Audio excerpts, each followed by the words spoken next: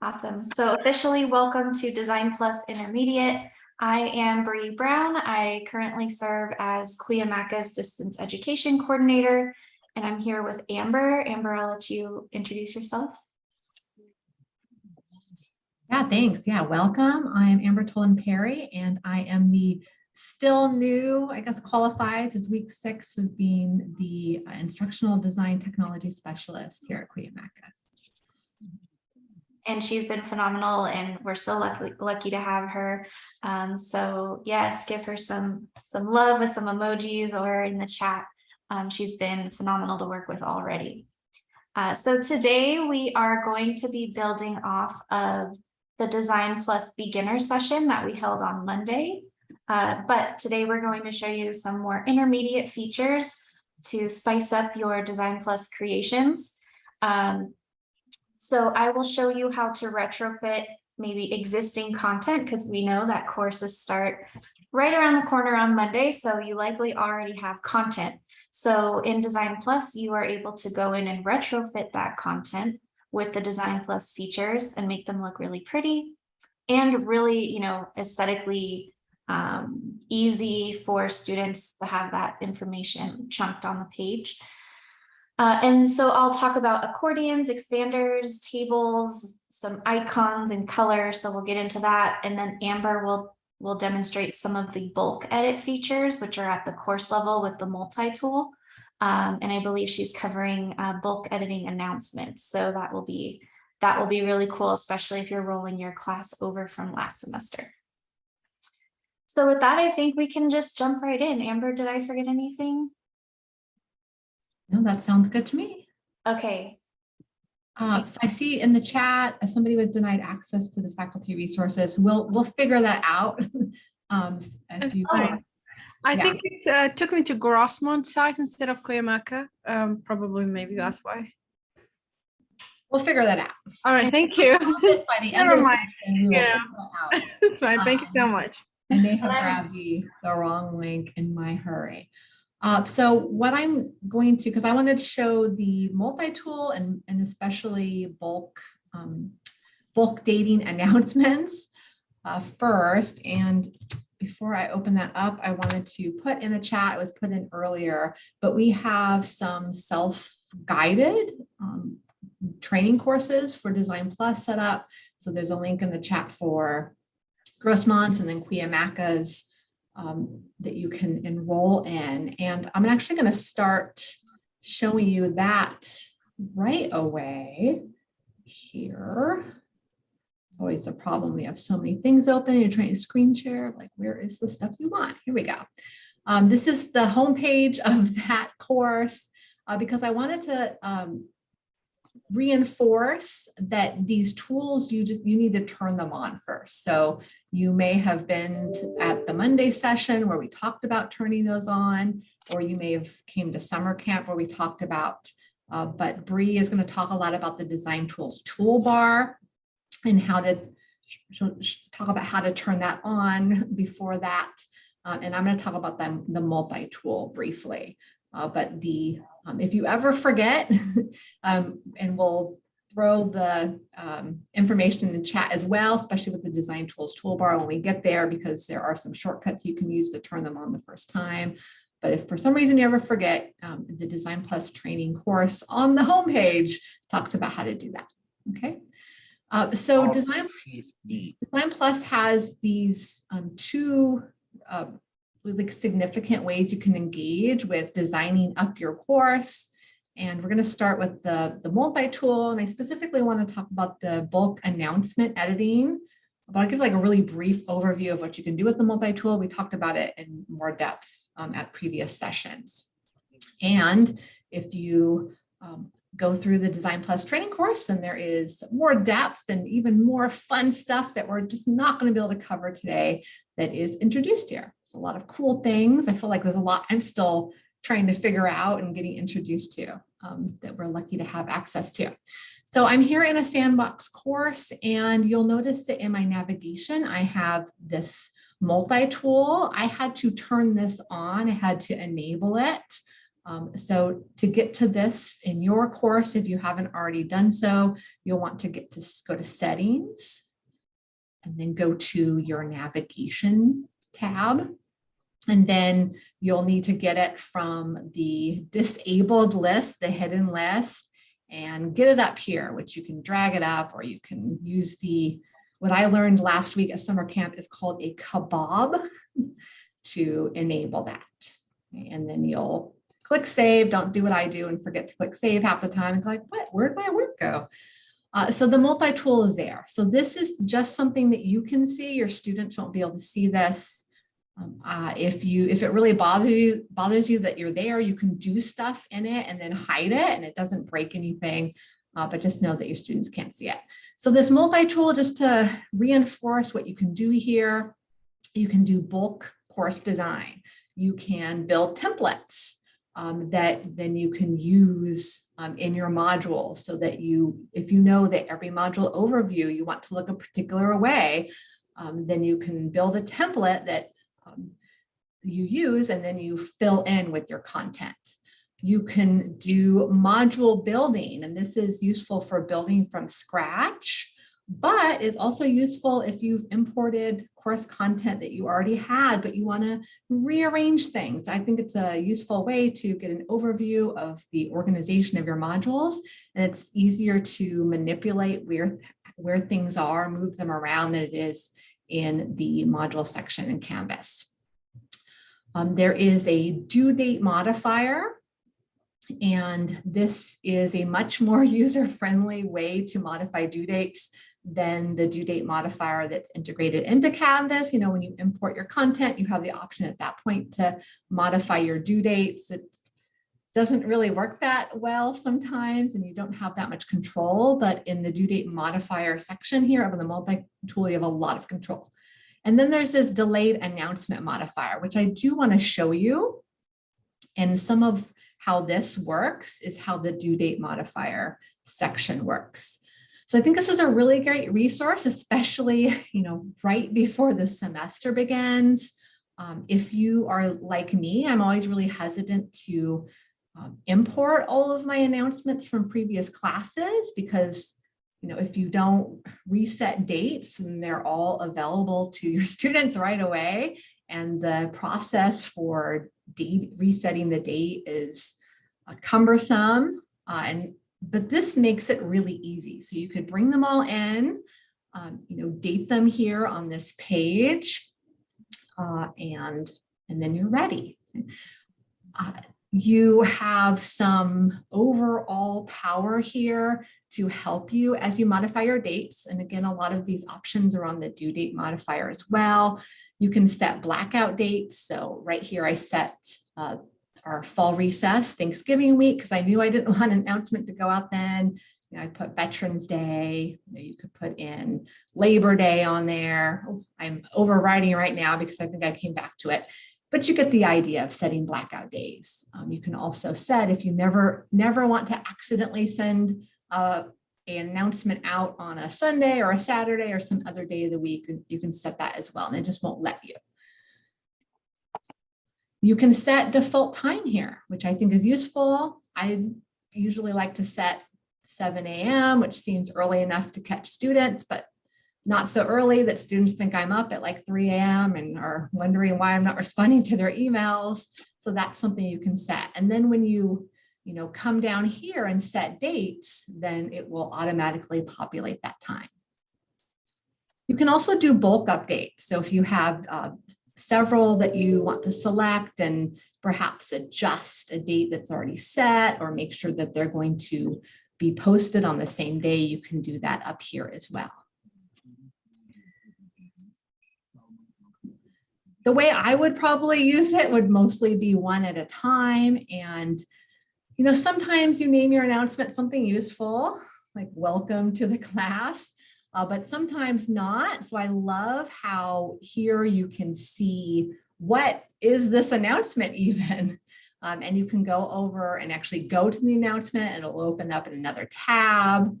So you can read through it. The edit announcement works the same way. So it's not just dating, but you can also edit things here all together. It's really user-friendly to help you decide what you want to do. Okay, you can delete stuff if you decide you want to throw things out. And then the dating is, pretty straightforward. Here's one that's midweek through week 1. So I'm going to know I want to send that on the Wednesday of week 1 of the semester. Already told at 7 a.m. Put that in automatically. And then I'm going to click update.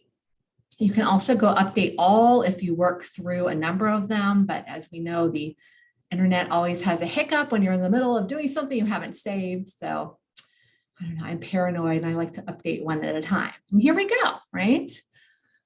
So I think this, I'm really excited about this. And again, I'm not one to bring all my announcements in, but I think this would convert me to do that. I may not be organized enough to know what date I want to attach to each announcement before the semester begins. So like I would probably, things I'm not sure about, I might set them on a date that's like way, way, way in the future, just so they're hidden, and then I can come back and manipulate them later on if I want to. So hopefully this helps give you a sense of the multi-tool in general, but specifically the date modification, and hopefully makes you excited about announcement modifying also. This is great. Yeah. If you didn't mind going back into the delayed announcement modifier, this was something that was not super intuitive to me. Can you check one or more of the announcements on the bottom? Mm-hmm. And then scroll back up to show where those actually populate up above in the bulk? Yes. Yeah, here they are. So when you select those at the bottom, they go into that list there, and then you can use the tools right there to her right to bulk day adjust or, post date. So if you wanted all of them, just set them for January 4th or something, so you don't have to think about them. You can just change that post date to January 4th, and it'll automatically update all the ones that you've checked. Yeah. So maybe I probably will want to introduce these, but I'm afraid I'm not sure when yet. And maybe I would change all the dates to something at the very end that I can come back and fix it. Right. Yeah. Somebody asked in chat, I noticed if you can use this tool to create announcements, and it's a modification of existing announcement, not announcement creation, although that would be pretty cool. Got a question to ask. If I have got multi-sections of the same subject and I want to have the changes or modification being done to all of them, should I go one by one, or I can do all of them at once? So do you have multiple sections in one Canvas container? Like Yes, they merge? that's multiple sections from one subject. And I want to have the announcement going to the students to all subjects, all sections. Do you understand what I'm talking about? Yeah, so typically you can do that. You can say what sections that an announcement gets sent to here. So that would be something, I think, as long as that was stipulated in the announcement. So I have to do it individually, each section individually, or I can do that all of them at the same time. Can I do that? So this tool doesn't modify that information. It specifically modifies dates, and then makes it kind of easy to go to individual announcements and modify things like what is in the text, what it's called sections. I have to admit, I'm not entirely sure if you have a merged course and you bring in like import announcements from a previous course, like what the post to default is. No. That's not the question.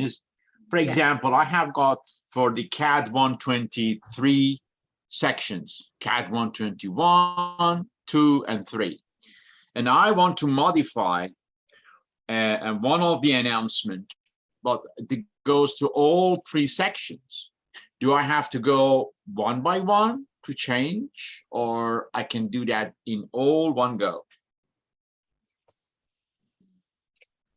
I would say if you're changing what sections the announcement posts to, then you would have to do that in the individual announcements. So I have to select all of them individually and change that. Yes. But and you would probably know, Thank you. maybe know better, like what ends up being the default setting of an announcement. So. Yeah, Yeah. this is primarily bulking the dates. All right. Okay. I don't see any other questions in the chat, so I think we're ready for looking at a page, Bree. Okay. And feel free to continue to unmute, ask questions, or throw questions in the chat. We're monitoring that. So I will go ahead and share. Let's see, where am I? Okay. Are you all seeing like fall 22 Design Plus intermediate? Okay. I've got two windows open. Okay, so what I'm going to do now is show you how to edit existing content that you already have in your course. And I'll throw in some intermediate features, which are really fun. So unlike what Amber was just showing you, which is at the course level, what I'm going to be showing you is at the specific page level within your course. So here is a page that is not DesignPlus yet. It has no DesignPlus elements. And so you can kind of see, I mean, there's headings, which is good, right? But it just goes on, and there's a lot of content. And just a disclaimer as well, I kind of just threw in a lot of content into this page. I wouldn't suggest having all of this actually on a page in your course, but for the purposes of showing you the tools, I just kind of made it a very long page. So what I want to show you today is how we can turn it into something that looks more like this, which has been updated with the DesignPlus features. So you can see even in the header, it looks, customized with colors that match the banner. So just again, that's the old one, and this is the new one. And then there are blocks for each element on the page with pretty icons, and there's subheadings. And then I'll show you down here, I have added an expander for that more optional content. So students can click on it to expand that and then collapse it. And then I've added a progress bar here on the bottom for students as well. So it's an ambitious page to try to retrofit today. I'm going to try to get to all of it. So with that in mind, I am going to go into my non-DesignPlus page. And are you all ready? So exciting. Okay, if you're following along on your own page, right? And you would like to try to update as I'm showing you here, you want to make sure that you're in edit mode. You want to make sure you click on edit for your page. For me, you notice my design tools bar popped open immediately. That's because I have already taken the steps to add the design toolbar to my course. And I want to make sure, oh good, Amber is one step ahead of me. She put the commands in the chat. So if you are on a PC, you will click into edit mode on your page, and then you will select Alt, Shift, and D all at the same time, or you can hit Alt, Shift, Delete, D, excuse me, and let go, and it should populate the design toolbar. If you're on a Mac, you'll do the same process, but it will be Option, Shift. So if you could all do that now, just to make sure you can see the design toolbar, go ahead and do that. And let me know if that did not work for you. Hopefully it did. I see one thumbs up, Hannah, thank you. All right, and so once you get the design toolbar to pop up, I want you to click on the gear icon on the right-hand side of the design toolbar, the design tools settings, and it's a gear icon. So I will click on it. What I like to do is toggle on the automatically launch tools and the show launch button here. And this is so that, like you just saw on my screen, they automatically pop open for you. If you turn off the automatically launch, I'll show you what that looks like really quickly. I will see this little rocket ship right here. And then I can just click on it and that will launch the tools. So it's really your preference if you want that sidebar to pop out automatically or not. That's that top one there.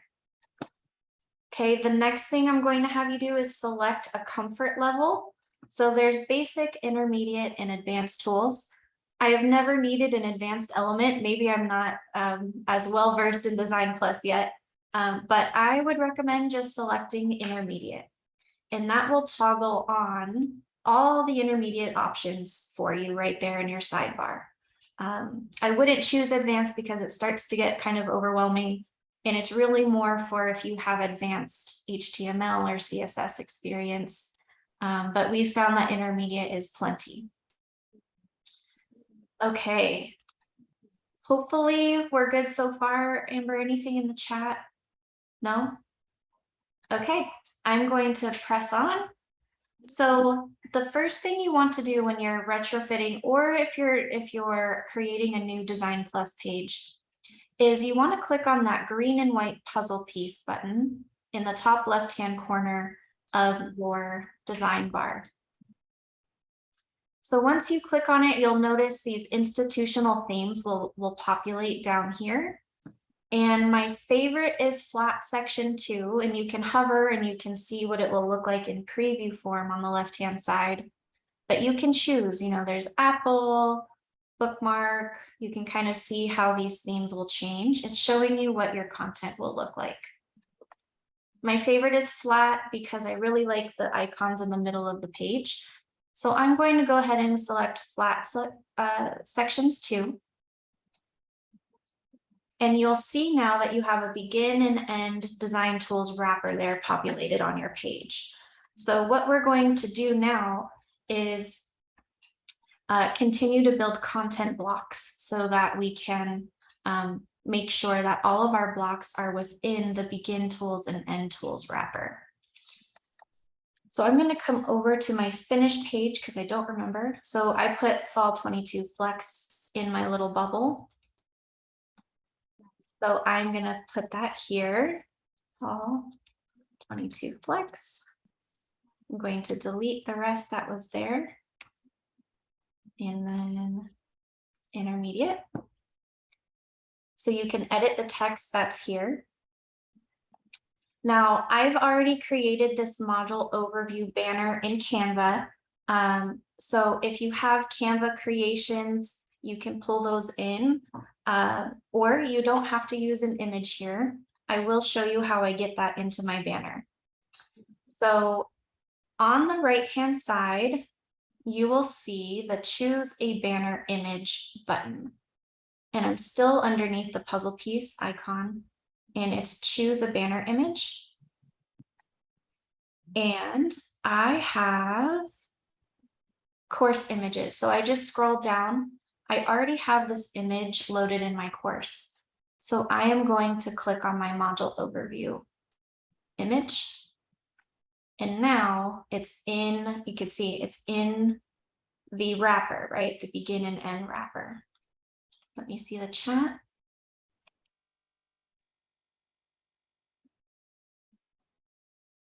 Yeah, Brad, when you go into edit a page, oh, perfect. Yay, got it. All right, so I put my image there, so I'm just going to click on the one that I had and delete it because I don't need it anymore. Let's see. Thank you, Amber. I appreciate that. All right, so what I'm going to go and do now is I am going to turn all of my headings that I have here into heading 3s. Okay, I'm going to turn them all into heading 3s. So this button over here next to your font size and bold italics, it might say paragraph, it might say heading 4, it might say heading 2. Make sure you highlight your heading and make them all heading 3s. So mine, this one's a heading 2, so I'm going to highlight it and I'm going to change it to a heading 3. This is important for the next step. If you're adding content to an empty page and you're creating headings, just make sure you add them in as header 3s. Okay. This is a header 2. I want it to be a header 3. Header 3. And I think that's all of them. Okay. Let me check the chat. Okay. All right. So now what I'm going to do, this is where it gets kind of fun. I am going to highlight my first section that I would like to block. Okay. So maybe watch me the first time through the process and then you can do it so you can see this demo first. I'm going to highlight assignments and deadlines in this whole table because I know I want that to be its own section. So you notice that's all highlighted. I'm going to come over to add content blocks. Add content blocks. And now I'm going to select selection to block. Selection just means the part that I've highlighted. So when I click on it and I exit this, you'll see it pulled assignments and deadlines, that title, into the middle. It created this gray box here and it's in the tools wrapper. So I'm going to save just so you can see what we've done so far. So we added the image and the text to our header. We can see that this assignments table is now in its own block, right? And the rest is not yet in a block. Okay, so that is what we did so far. I'm going to go back into edit. Let me see the chat. Okay. And I'm going to go through now and highlight the rest of my blocks. So I'm going to select the next one. Mine is called navigating through the module content. Add content blocks, selection to block. And it got pulled up into that design tools wrapper. You can see it there. I'm going to go through and do the rest of these. Selection to block. Selection to block. This one as well, the video, make sure you grab the video. I think I've done it. Selection to block. Listening questions. I'm going to hold on to that dig deeper for just a moment because that will become our accordion. So I will show you that separately. So let me save and show you where we are. I went through and blocked all of that content. So now you can see they're all now centered. It's alternating a gray and white background to show students, you know, that it's a new section, right? Any questions so far on blocking content? We doing okay? Okay. I did want to also make you all aware. I'll scroll down to just the bottom for now. When you go into add content blocks, you may notice this really long list here of preset content blocks. So if you know you're going to need a purpose section or an activity section, you could just create that and then cut and paste your existing content into those blocks if you'd like to. That's another approach. I like to have an introduction on my module page. So I'm going to create an introduction block, which is right here. And I have this text that I'm using to introduce the page. So I'm going to cut and paste it there. Okay, but now I don't want my introduction at the bottom, right? So I'm going to come over. If you're in create, edit content, this list right here under add, rearrange content blocks is your list of blocks that you just created. And you can move them. So I'm going to move my introduction up underneath my banner. Now you can see it is at the top. So it's really easy to move around your blocks once you have them in here. Let me check the chat. Okay, great. Stop me if you have any questions or you need to see anything again. So I will save one more time. You notice I'm saving quite a bit. I'm still, you know, getting used to DesignPlus. I really like to save frequently because if I break something, which I have done with DesignPlus, it's very easy to break something. You can always go back into your page history. So the 3 dots here in the upper right-hand corner of a page, you can view your page history. And do you see these are all the iterations of my saved page? So if we go back through time, we can see the changes that we've made to this page. And say you liked, you know, this one here, you could restore that version before it broke. So that's why I like to do that, so I don't have to start all over. Okay. We still doing okay, everyone? Okay, I'm gonna go back into edit. All right, the next thing I want to show you is icons. It's one of my favorite things. So if you notice on our completed DesignPlus page, I've got these cute little icons that kind of visually tell students what kind of content they're going to access in that block, right? So if we come back over to our page, we are going to go to create, edit content, add, rearrange content blocks. Add, rearrange content blocks. You might notice there's little gray squares next to, excuse me, next to all of your block titles. So let's say we wanted, and this is where your icon's going to go. Let's say we want an icon for assignments and deadlines. I'm going to click the gray box right to the left of the assignments and deadlines header. I'm going to click that. Now I'm going to search for icons. So maybe you want something like a pencil, right? You can just type in pencil and choose the icon you want. And you notice it'll put it right there on the page for you. If I go now down to the next one, navigating through the module, maybe I want an arrow for navigation. You know, you can kind of decide what icons you'd like. And I don't know, maybe that one. Learning outcomes. So I'm just going through, maybe I want a check mark. Right. So you can kind of go through and pick all of your icons. Resources. I don't know why I just really like this signpost for resources. It's my go-to. Literary theory. I like to use a magnifying glass.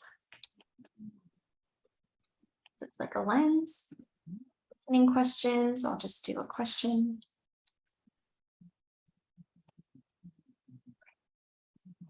So any questions on how to insert icons?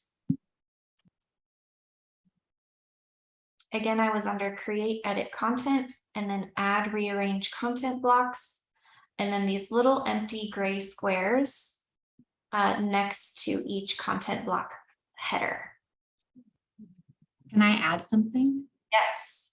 So under, if you use the auto content blocks under add content blocks, Yeah. the add content blocks button, if you were to select one of them, you notice that these already have icons incorporated into them. You can also change those if you don't like them. And then I also want to throw out there, because some of these I actually populated in based on what I see people doing and what seemed like it was missing. So if there's and I wish, from the instructor side, you could just create a content block that you're going to use over and over, save it. There's not an exact way to do that, but if there's something that you find using over and over and you're like, why isn't that a institutional content block, then let us know and we could add it. Okay, so that's an option.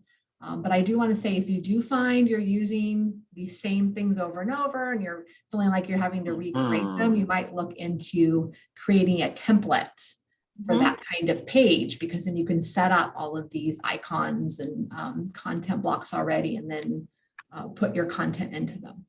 That's correct. Yeah, great. Thank you so much for that.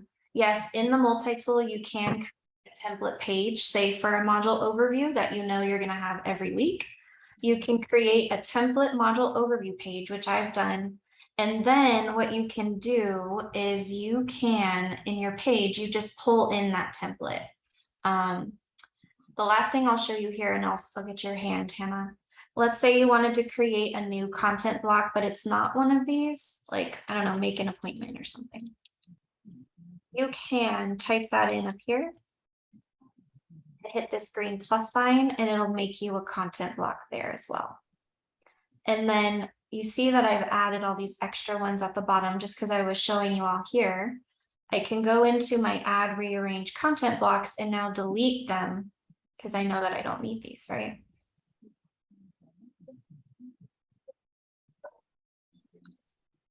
Hannah? Yeah, I know the text under the image, the banner image, and that explain what the content of the page. So every time when I highlighted the the heading 3, and these boxes will keep pushing that text down. Even I want it to stay like on the top of the page under the image, but I couldn't do that. So you might, did you go in here and add the introduction text here block? Oh, no. Okay. Oh, okay. Mhm. So I should have mentioned that for the introduction text here, I would not make that one a header 3. Okay. Oh, okay. So instead, go in and add this one and then cut and paste your content into it. That's the only one I think that you don't want to have a header 3. So sorry about that. Perfect. Okay, let's see. How are we doing? Okay. Because this is the intermediate session, I'm going to move now to, let me check my cheat sheet here. I'm going to go to table. Okay. So I have a table here that I like to use for my assignments and deadlines for the week. So this, I created this in the old rich content editor by just, going to insert table, and then you can create a table that way. So I did that just with the regular rich content editor, but now I want to add DesignPlus elements to it. So I am going to click on my table and go to add advanced elements. And nope, where's my tables? Trick is finding them in your design tools. Okay, a cheat sheet, if you can't remember which tab it's in, if you click on your item in your text, you can go to customize the style, current element style, and it will jump you to your table because that's where I have my cursor. So that's another way to go. I couldn't remember where it was. So in order to style it, you can come down here, and I like to use the row hover and the striped and the condensed. So I like and uncheck the, let me see, row header, hover, striped, and condensed. Yeah, I like to do that. So you notice when I put my cursor, that row turns blue. That's the hover, and the striped will also have lines. And so you can kind of see those different options. And the condensed just kind of makes it tighter on the page. So you can kind of play around with these 3 items here. The legacy is just the normal rich content editor. So if you wanted to use any of the existing features, you could do that here. And then you can also modify your width, the columns, pretty much anything you want to customize in a table, all of that is there for you.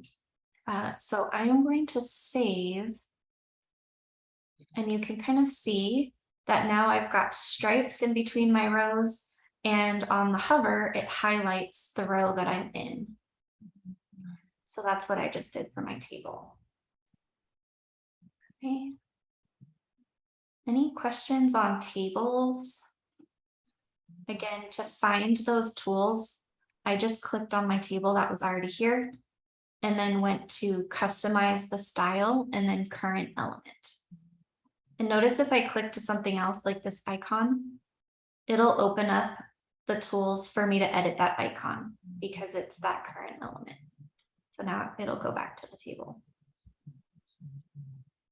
Let me check the chat. Okay, great.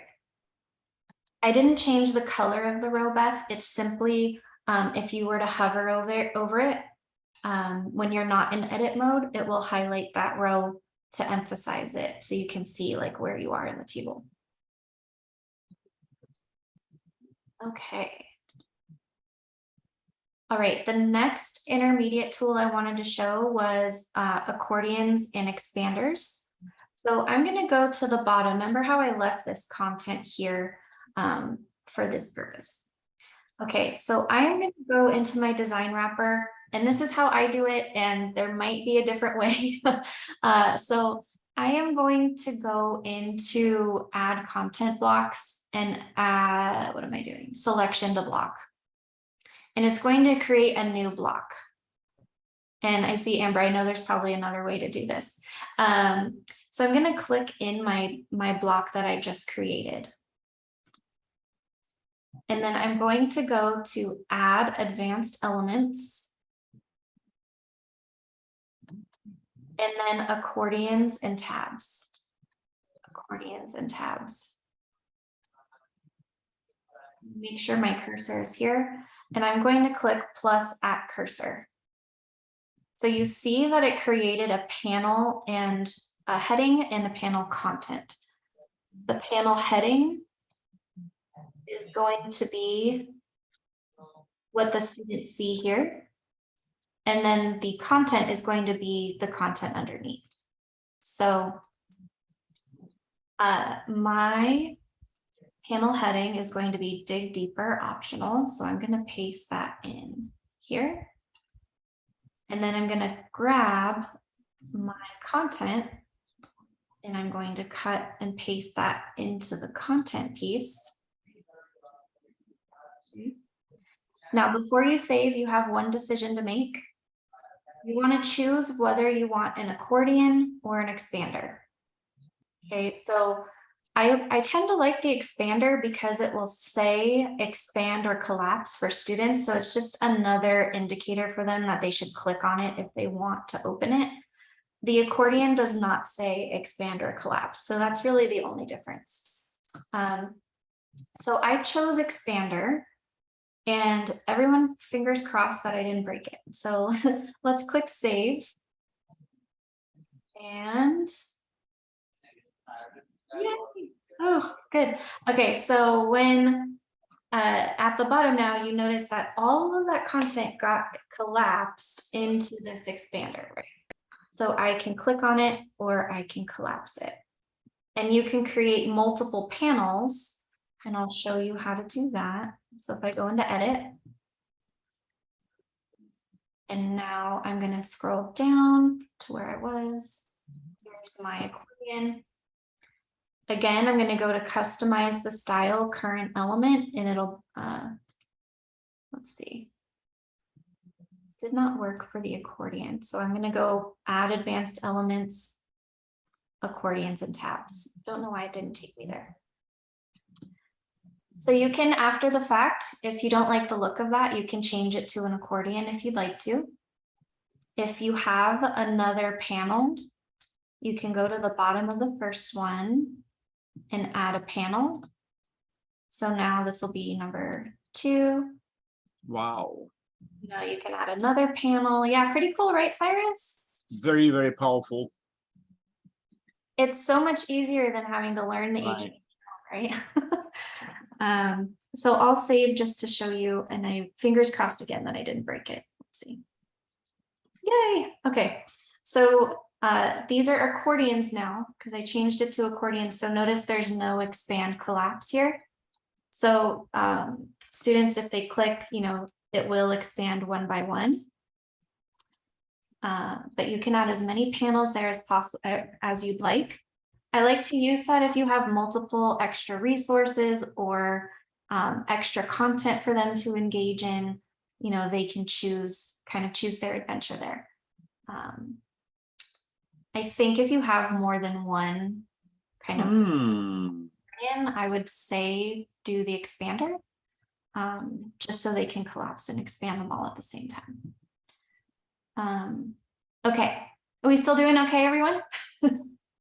I want to show you one more thing. I know we're packing a lot into today's session, but it is being recorded, so you can come back to it.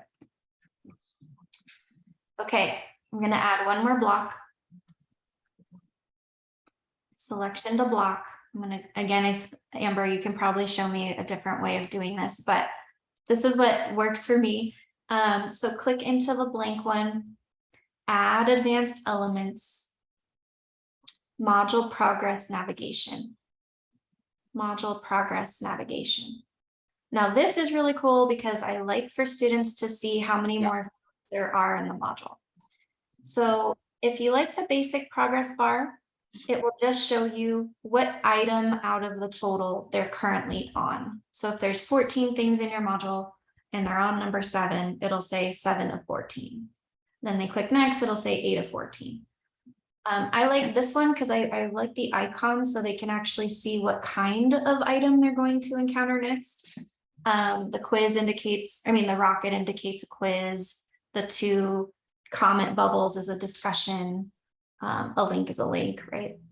And then the third option is kind of a list of items. And the last one is those icons, but it will also say if the student has completed that item. I do think that the students need to actually check that they did it in order for them to see that check mark there. So just so students don't have to do anything else and they get kind of a glimpse into what they're going to encounter next, I tend to use the second one, but use whichever ones, play with them, whichever ones you like.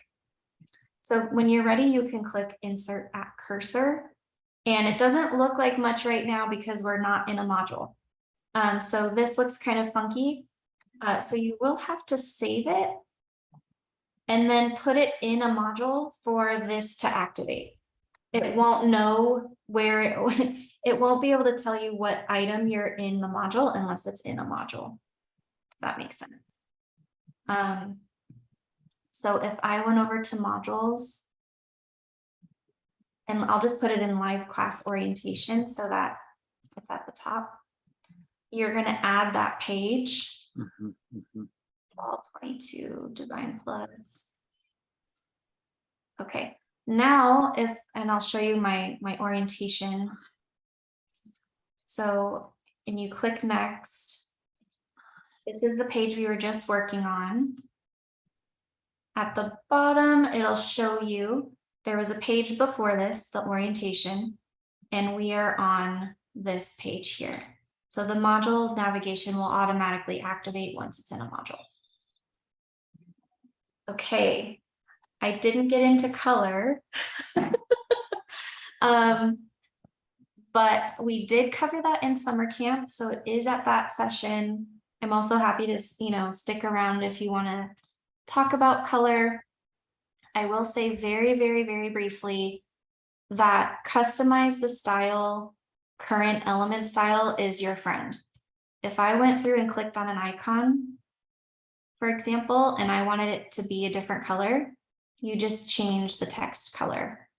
So let's say I want it to be burnt orange, it'll change it to burnt orange. If I want it to be black, I can drag this and it'll turn it black. So if I now, since I'm already in current element style, if I went to the next one, it's blue, I want it to be black, done. Scroll down, blue, I want it to be black, done, right? Once you're in that current element style, it's really easy to get to the next thing to change. Last thing when you're all done, add content blocks and remove empty. It will remove all the empty space in your page for you. So you don't have to go through and backspace or delete any blank space on your page. So I'm just gonna do that. I'm gonna trust that it did it because I didn't notice anything, but when you save, you're going to notice that there's a reduction of like empty space on your page. So I know that was super ambitious. We covered a lot. You can, again, click on anything you want to change the color to, and you can go ahead and do that. Let me see the chat. The table feature. So table feature, you can go ahead and click on customize the style current element. And if you already have a table on your page, you just click on it and it will automatically populate the table, all the table settings. That's funny. If you don't already have a table on your page, you can create one in the regular rich content editor by going to insert table. And then you can kind of play with the DesignPlus features. Okay, how are we doing? What questions can we answer? Somebody That in was very intuitive though. I look at it and I can, that's a good toy for me for over the weekend. Yeah, right. It is. And then if you are creating, when you are creating a sandbox, you can do all kinds of things without going and interrupting what you got already for the course aligned. Exactly. Yeah. And you can do it throughout the semester. You can just Yeah, play beautiful. quizzes and yeah. One thing I It's didn't. nice that some of those narrative icons, you can, as a matter of fact, incorporate it with the to the insert and link it to within the course. So I said, when you click that, it will take you to a certain page you want them to go. Yeah, the possibilities are really endless with this. It's awesome. Thank you very much, Ms. Bree. You're welcome. One thing I didn't mention, a lot of people ask about this. There is an embedded accessibility checker in the design toolbar. So at the bottom, underneath add advanced elements, you should see check accessibility. And there should be like a red eyeball that's staring at you if you have a mistake. So I think I didn't mark this as decorative. Yeah. So make sure if this is not a meaningful image for students that communicates some kind of content, that you mark it as decorative. And now that eyeball went away. You can also check your heading outline to make sure all of your headers are correct. If you see all green and white check marks, you are good to go. It'll turn red if it's incorrect, and then you can use these arrows to correct those.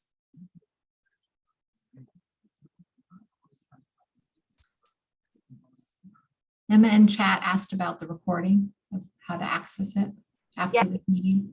So the recording we'll put in the CC faculty resources Canvas shell. We'll create a fall 2022 flex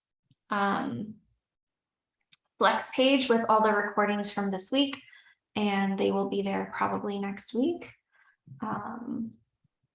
Yeah, and I'll send out an announcement through the CC shell once those are available as well, and link you to those pages.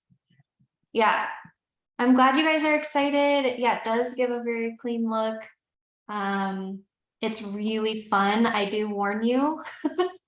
You can easily just like have a whole DesignPlus weekend and look up and miss like all your meals because it's so much fun.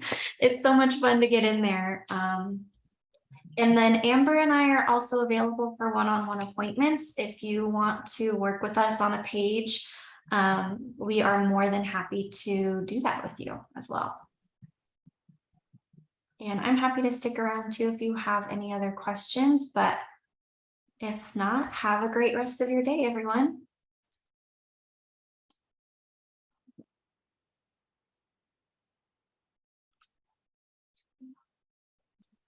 Thank you very much. That was